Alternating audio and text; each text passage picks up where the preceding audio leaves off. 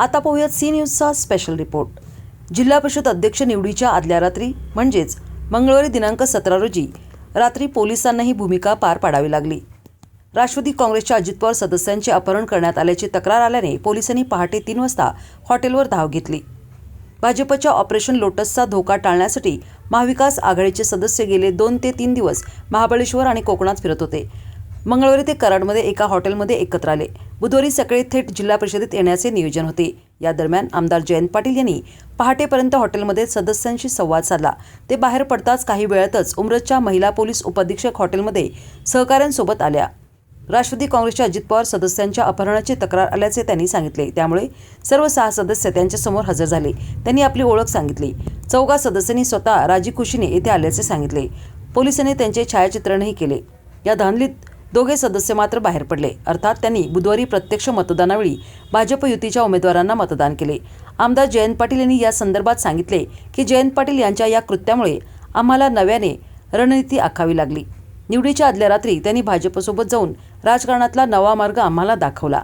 याबाबत मी त्यांचे विशेष आभार मानतो. त्यांनी आम्हाला मोलाची मदत केली. पहाटे 3 वाजता महिला सदस्यांच्या खोलीत पोलीस घुसतात हे चुकीचे आहे. जिल्हा परिषदेत कोणाच्या बाजूने जायचे यावरून राष्ट्रवादी अजित पवार गटात मतभेद उफाळून आल्याची राजकीय वर्तुळात चर्चा आहे. मंगळवारी दिवसभर ईश्वरपुरात अनेक नाट्यमय घडामोडी घडल्या. दिवसभर बैठकांचे सत्र सुरू होते. राष्ट्रवादीचे नेते माजी खासदार संजय पाटील आणि राष्ट्रवादी पक्षांच्या अन्य नेत्यात जोरदार वादावादी झाल्याचीही चर्चा आहे. पक्षात मतभेद उफाळून आल्याने मध्यरात्री संजय पाटील आपल्या सदस्यांना घेऊन कराडवरून परत आले. जिल्हा परिषद अध्यक्ष निवडीच्या आदल्या दिवशी दोन्ही राष्ट्रवादी पक्षांच्या नेत्यांची दुपारपासून येथे बैठक सुरू होती. या बैठकी आधीपासूनच महाविकास आघाडी की महायुतीच्या बाजूने जायचे यावरून राष्ट्रवादी अजित पवार गटातील नेत्यात वादावादी झाली होती असे सांगण्यात येते. जिल्हाध्यक्ष निशिकांत पाटील आणि माजी खासदार संजय पाटील यांचा कल भाजपच्या बाजूने जाण्याकडे होता.